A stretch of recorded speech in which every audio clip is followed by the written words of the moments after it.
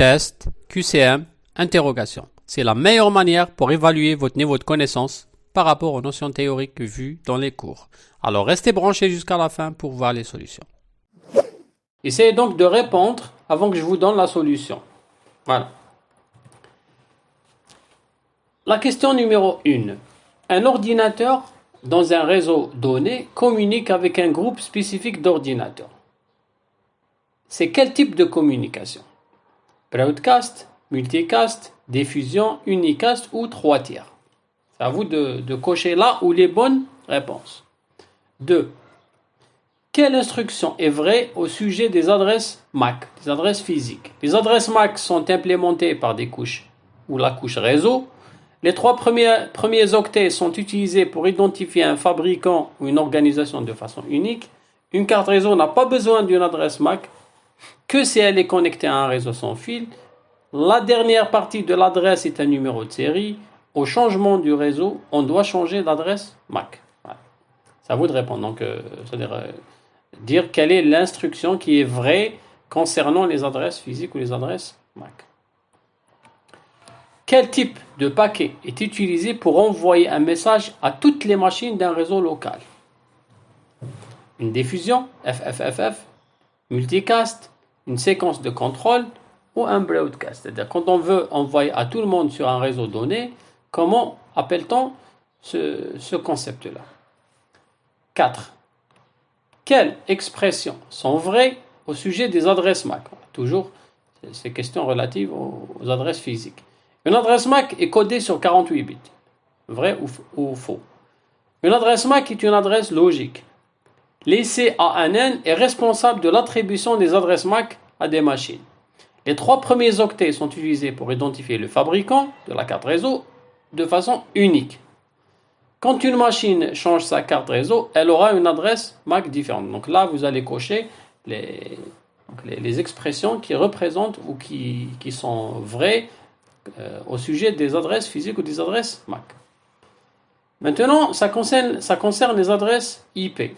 À quelle classe appartiennent les adresses IP suivantes?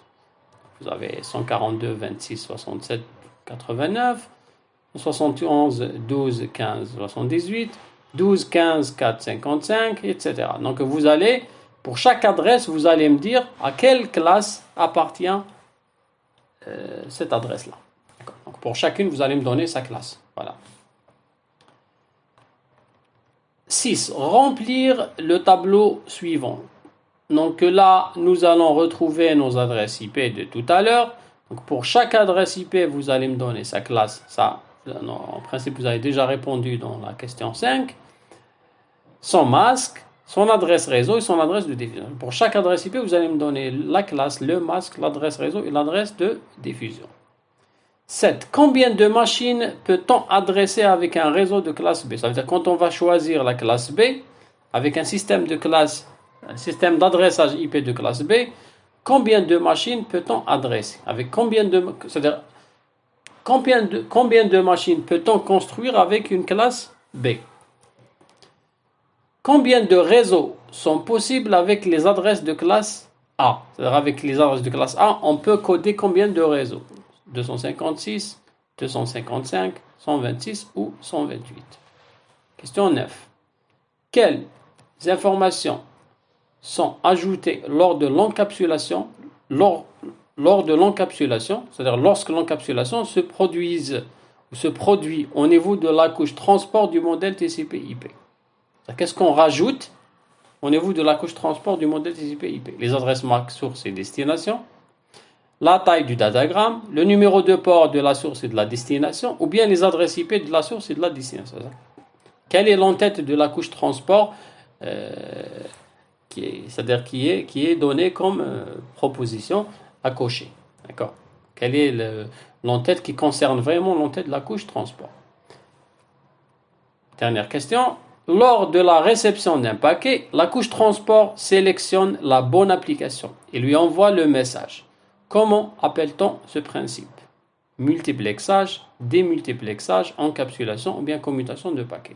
C'est-à-dire quand on reçoit un paquet, La couche transport, c'est elle qui l'envoie vers la bonne application. Comment on appelle ça? C'est-à-dire, grâce au numéro de port, la couche transport, elle peut sélectionner la bonne application. Alors, le fait d'envoyer un paquet à l'application correspondante, d'accord? On appelle ça comment? Multiplexage, démultiplexage, encapsulation ou bien commutation de paquets. Voilà.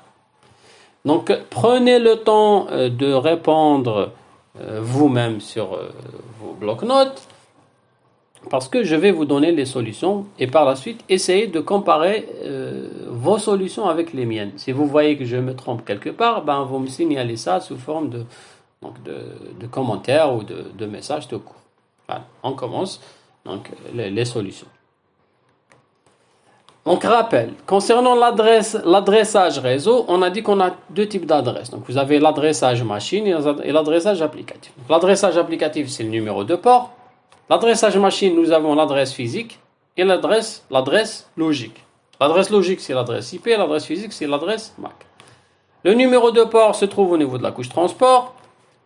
Les adresses MAC au niveau de la couche accès réseau du modèle TCP/IP ou couche liaison de données du modèle OSI. Alors que les adresses IP se trouvent au niveau de la couche internet du modèle TCP/IP et la couche réseau du modèle OSI. Donc ça, c'est un rappel qui va vous permettre de répondre aux différentes questions. Question 1. Donc un ordinateur dans un réseau donné communique avec un groupe spécifique d'ordinateurs. Là, on veut communiquer avec un groupe d'ordinateurs. Pas avec tout le monde et pas avec une seule. Donc c'est quel type de communication? C'est broadcast, multicast, diffusion, unicast, 3 tiers. C'est à vous de cocher la bonne réponse. Voilà. Donc broadcast, non, c'est tout le monde. Diffusion, c'est la même chose que broadcast. Unicast, c'est de machine à machine. 3 tiers, c'est autre chose carrément. Donc il reste que le multicast. Rappelez-vous, on a dit que quand on veut envoyer des informations à un groupe spécifique, donc on utilise l'adresse MAC qui commence par 01005E qui est réservée pour des communications multicast ou groupe. Donc quand la machine MAC A veut communiquer avec un groupe, c'est-à-dire un sous-ensemble de tout le réseau local, donc on appelle ça groupe ou bien multicast. Ça veut dire que MAC source c'est la machine, MAC destination c'est une adresse MAC qui commence par 01005E, c'est pour dire groupe. Et je vous ai dit même, c'est comme exemple, vous avez donc les jeux réseau en réseau local, Counter-Strike, je ne sais pas quoi, utilise ce principe de communication multicast. Donc la bonne réponse c'est multicast, communication groupe. Voilà. Deuxième question, qu'on a dit, quelle instruction est vraie au sujet des adresses MAC? Les adresses MAC sont implémentées par la couche réseau. Non, c'est faux, c'est pas la couche réseau, c'est la couche accès réseau. Les 3 premiers octets sont utilisés pour identifier un fabricant ou une organisation de façon unique. Une carte réseau n'a pas besoin d'une adresse MAC que si elle est connectée à un sans fil. La dernière partie de l'adresse est un numéro de série et au changement de réseau, on doit changer d'adresse MAC. Qu'est-ce qu'on a dit? On a dit qu'une adresse MAC, elle est sur 48 bits, divisée en 2, c'est-à-dire 6 octets. Les premiers 3 octets identifient le constructeur, les 3 autres, c'est le numéro de série. Je vous ai donné des exemples d'adresses MAC de Cisco, de Sun, de HP, etc. D'accord? Donc la bonne réponse, les adresses MAC implémentées au niveau de la couche réseau, c'est faux, c'est pas la couche réseau. Les 3 premiers octets sont utilisés pour identifier un fabricant ou une organisation de façon unique, c'est vrai. Donc les 3 premiers octets, c'est pour le constructeur. Une carte réseau n'a pas besoin d'adresse MAC que si elle est connectée à un réseau sans fil, ça n'a aucun sens. La dernière partie de l'adresse est un numéro de série, oui, donc les 3 autres octets c'est un numéro de série. Au changement de réseau, on change d'adresse MAC, ça c'est faux, l'adresse MAC ne change jamais. Voilà. Quel type de paquet est utilisé pour envoyer un message à tout le monde maintenant, à toutes les machines d'un réseau? Donc ça c'est broadcast, c'est tout le monde. On a dit que broadcast ou bien diffusion, c'est une adresse MAC, FFF, ça veut dire l'adresse MAC, les bits de l'adresse MAC sont tous mis à 1. C'est pour cela que c'est FFFF. Donc c'est IP source, c'est la machine, IP destination, c'est tout le monde. Donc là, c'est tout le monde, toutes les machines du schéma qui vont recevoir cette information. C'est ce qu'on appelle une adresse de broadcast ou bien une adresse de diffusion. Donc la bonne réponse, le type de paquet utilisé pour envoyer un message à tout le monde ou bien à toutes les machines, c'est ce qu'on appelle un broadcast ou bien une adresse de diffusion. C'est pas multicast parce que c'est groupe. Ce n'est pas une séquence de contrôle, ça n'a aucun sens. Ça c'est un champ qui veut dire autre chose. Voilà. Quatrième question. Toujours, quelle expression est vraie au sujet des adresses MAC? D'accord. On rappelle, une adresse MAC, elle est sur 48 bits, c'est-à-dire 6 octets. Vous avez les 3 premiers pour constructeur, les 3 derniers comme numéro de série. Donc sur 48 bits toujours. On a dit qu'une adresse MAC, c'est l'identifiant d'une carte réseau. Ça correspond au numéro de châssis d'une voiture. C'est un numéro qui ne change jamais, qui est figé sur l'équipement. D'accord? Donc c'est pour cela que une adresse MAC est codée sur 48 bits, c'est vrai. Une adresse MAC est une adresse logique, c'est faux. C'est une adresse physique, pas logique. L'adresse logique, c'est l'adresse IP, pas l'adresse MAC. L'ICANN est responsable de l'attribution des adresses MAC, c'est faux. Donc elle est responsable de l'attribution des adresses IP parce que les adresses MAC sont figées et sont proposées par les constructeurs. Ils ne sont pas attribués par des organisations quelconques. Les 3 premiers octets sont utilisés pour identifier le fabricant, le constructeur, ça c'est vrai. Quand une machine change sa carte réseau, elle aura une adresse MAC différente, ça c'est vrai, parce que c'est une autre carte réseau, donc c'est un autre numéro physique, c'est une autre adresse MAC. Voilà donc les 3 bonnes réponses. Maintenant, à quelle classe appartiennent les adresses suivantes? Rappelez-vous, nous nous sommes intéressés à 3 classes d'adresses IP, A, B et C. A, qui commence avec 0, les 8 premiers octets c'est pour réseau, les 3 autres octets c'est pour machine. Classe B, ça commence par 1, 0, les 2 premiers octets pour réseau et les 2 derniers octets pour machine. La classe C, c'est pour, donc ça commence par 1, 1, 0, les 3 premiers octets c'est pour réseau et le dernier octet c'est pour machine. D'accord? Donc ça c'est A, B et C. Comment reconnaître une adresse si elle est de classe A ou B ou C? Nous avons 2 choix. Premier octet, s'il commence par 0, ça veut dire classe A. S'il commence par 1, 0, ça veut dire classe B. S'il commence par 1, 1, 0, ça veut dire classe C. Ou bien, on apprend les intervalles de chaque classe. Par exemple, classe A commence de ça à ça. Si notre adresse se trouve dans cet intervalle, donc elle est de classe A. Si elle est dans cet intervalle, donc elle est de classe B. Si elle est de cet intervalle, ça veut dire qu'elle appartient aux classes C. Donc, prenez le premier octet, mettez-le en binaire. Si ça commence par 0, ça veut dire que c'est la classe A. Si ça commence par 1, 0, c'est la classe B. Si ça commence par 1, 1, 0, c'est la classe C. Voilà donc, voici donc les classes de chaque adresse IP de l'exercice. Donc ça, c'est des calculs que vous allez faire du décimal au binaire. Voilà. Maintenant, concernant notre tableau. Les classes, c'est déjà fait. Donc voilà, B, B, A, C, C, A, A. Donc ça, c'est déjà fait dans l'exercice précédent. Maintenant, concernant le masque. D'accord. Donc on a dit qu'un masque, c'est une adresse IP dans laquelle la partie réseau contient que des 1 et la partie machine contient que des 0. On utilise pourquoi? Pour faire un et logique entre notre adresse IP et notre masque. Et nous aurons comme résultat la partie réseau qui reste telle qu'elle est et la partie machine qui va devenir ou qui contiendra que des 0. Par exemple, Afrique-Algérie avec son masque va donner Afrique, rien du tout. Donc là, on parle d'un continent, d'un pays dans un continent. Et là, on parle du continent complet, ce qu'on appelle l'adresse réseau. Mais le masque, c'est une adresse dans laquelle la partie réseau contient que des 1 et la partie machine contient que des 0.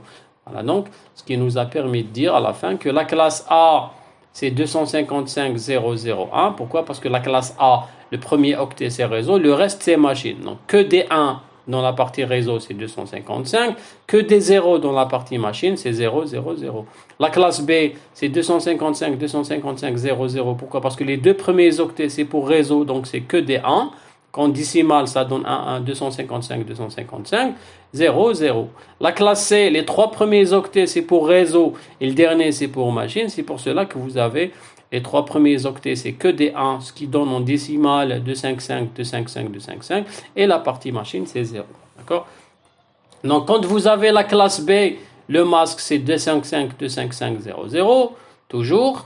Donc B, B. Quand c'est la classe A, donc c'est 255, 0, 0, 0. Et quand c'est la classe C, c'est 255, 255, 255, 0. Donc la partie réseau, c'est des 1. La partie machine, c'est des 0. Maintenant, l'adresse réseau. On a dit que l'adresse réseau, c'est quoi? C'est que on prend la partie réseau, on la garde telle qu'elle est, sans changement, et la partie machine contiendra que des zéros. D'accord? Par exemple, si on a une adresse IP Afrique, Algérie, son adresse réseau, c'est Afrique, rien du tout. Ça veut dire que c'est toute l'Afrique. D'accord? C'est-à-dire tout le continent d'Afrique. D'accord? Donc l'adresse réseau, c'est Afrique 0. Ça veut dire la partie réseau, on la garde telle qu'elle est. On ne va pas mettre des 1. Si on met des 1, c'est le masque. On la garde telle qu'elle est. Et la partie machine, on va mettre que des 0. D'accord? Donc, automatiquement, les adresses réseau, puisque celle-ci, elle est de classe B, donc les deux premiers octets, on va les garder tel qu'il est. Donc 142.26, ça reste 142.26. Mais la partie machine, c'est 0, 0. Là aussi, c'est la classe B. Donc les deux premiers octets, 171, 12, donc il reste 171, 12. Les deux autres octets, puisque c'est machine, on va les mettre 0, 0. D'accord. Classe A, le premier octet, on le garde tel qu'il est, 12, ça reste 12 parce que c'est la partie réseau. Et les autres parties machine, c'est des 0. Voilà. La classe C, par contre, nous avons les trois premiers octets pour réseau, donc on va garder les trois premiers octets, 192, 24, 76, 192, 24, 76, et le dernier octet qui était 123, parce que celle-ci c'est une machine, on va mettre 0. Là aussi c'est classe C, là c'est classe A, et là c'est classe A. Donc l'adresse réseau, la partie réseau, on la garde telle qu'elle est, la partie machine, on va mettre que des 0. Voilà. Concernant une adresse de diffusion, donc l'adresse de diffusion, la partie réseau, on la garde telle qu'elle est, et la partie machine, on ne va pas mettre des 0. Si on met des 0, ça va être l'adresse réseau. D'accord? Qu'on va mettre que des 1. C'est-à-dire dire Afrique, Algérie, là on va dire Afrique, tous les pays. D'accord? Tout à l'heure, quand c'était réseau, on a dit Afrique, tout court, c'est-à-dire tout le continent.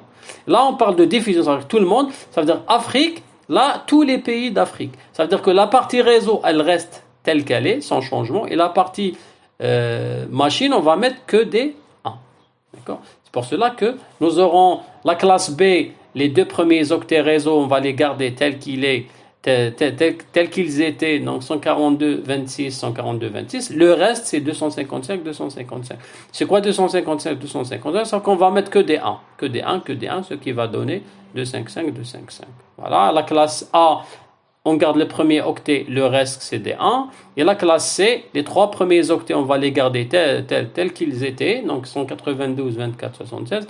Et la partie machine, que des 1, ça veut dire que des 1 en binaire, ça veut dire qu'en décimal, c'est 255, donc c'est toujours comme ça. Voilà, donc la réponse concernant les adresses IP.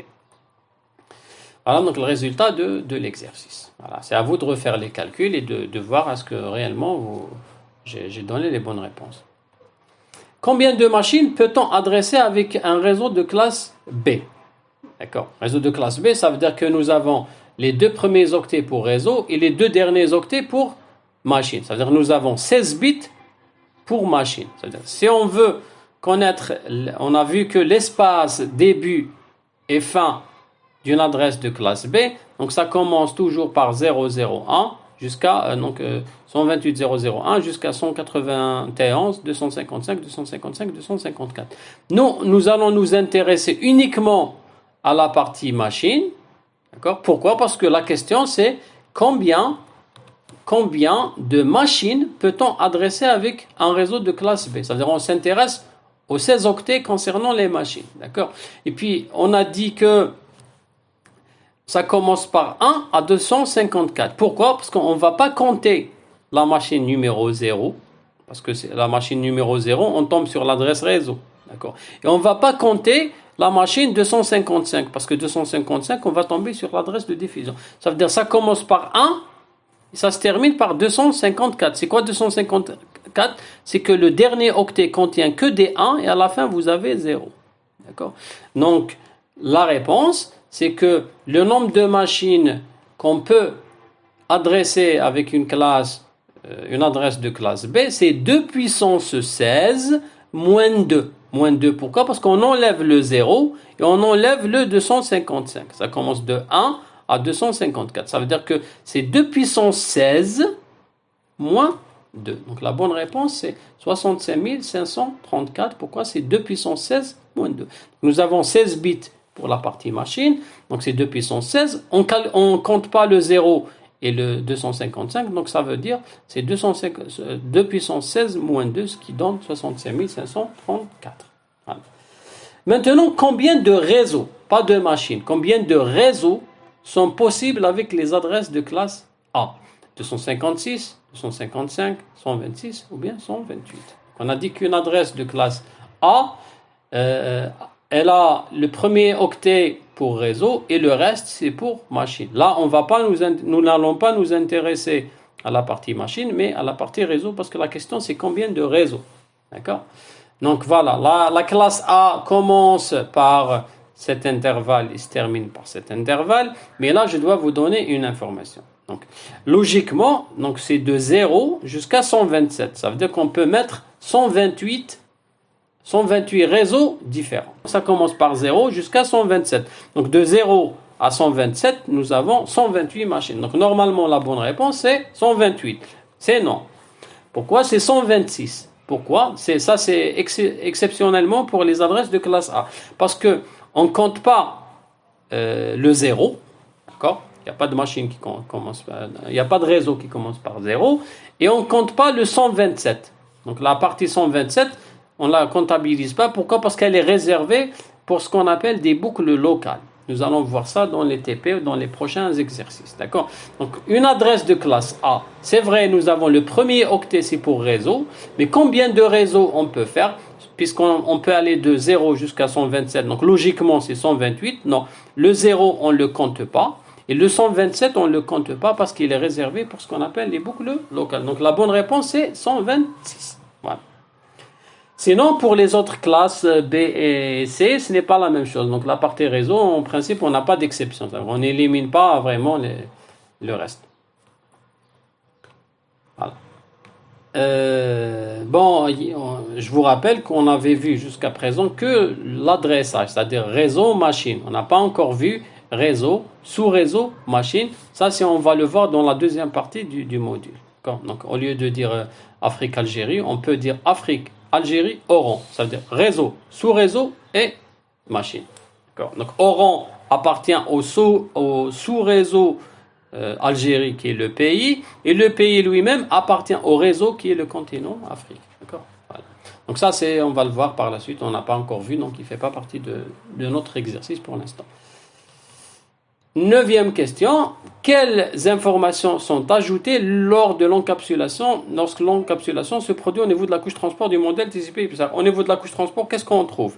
MAC source et destination, taille du datagramme, numéro de port, ou bien IP source et destination. On a dit que la couche transport, elle gère essentiellement les communications de bout en bout, et son seul adressage, c'est les numéros de port. Donc la couche transport, c'est le numéro de port. Donc là, dire que c'est les adresses MAC, c'est faux, parce que l'adresse MAC, c'est pas la couche transport, c'est la couche accès réseau. La taille du datagramme, c'est faux. Le datagramme, d'ailleurs, c'est le paquet de la couche Internet, c'est même pas le paquet de la couche transport. Le numéro de port de la source et la destination, oui, c'est la bonne réponse. Les adresses IP sur ces destinations, non. Les adresses IP, c'est la couche Internet, ce n'est pas la couche transport. Voilà. 10e question. Lors de la réception d'un paquet, la couche transport sélectionne la bonne application et lui envoie le message non correspondant. Comment appelle-t-on ce principe? Multiplexage, démultiplexage, encapsulation ou bien commutation de paquets. Là toujours, rappelez-vous, on avait dit que la couche transport, vous avez des machines des deux côtés. Chacune, elle a un ensemble d'applications qui tournent là-dessus. D'accord? Donc à l'envoi, donc l'application envoie, et à la réception, c'est-à-dire quand on reçoit un paquet, la couche transport va le donner à la bonne application. À Skype, à Viber, à Messenger, etc. Donc la question c'était quand je reçois, comment on appelle le principe qui permet de le sélectionner, de l'envoyer vers la bonne application? À l'envoi, c'est le multiplexage, donc multiplexeur, plusieurs entrées, une seule sortie. Et à la réception, c'est le démultiplexage. Ça veut dire que je démultiplexe le message, je le donne à la bonne application. Donc la bonne réponse, c'est pas le multiplexage, parce que le multiplexage, c'est durant l'envoi. C'est le démultiplexage. Ce n'est pas l'encapsulation, parce que l'encapsulation, c'est autre chose, ça n'a rien à voir. C'est de rajouter un en-tête à un paquet. C'est pas de la commutation de paquets. Commutation de paquets, c'est carrément autre chose. Voilà, donc, la réponse. J'espère que vous avez bien répondu, que vous avez eu une bonne note. Voilà, je vous remercie.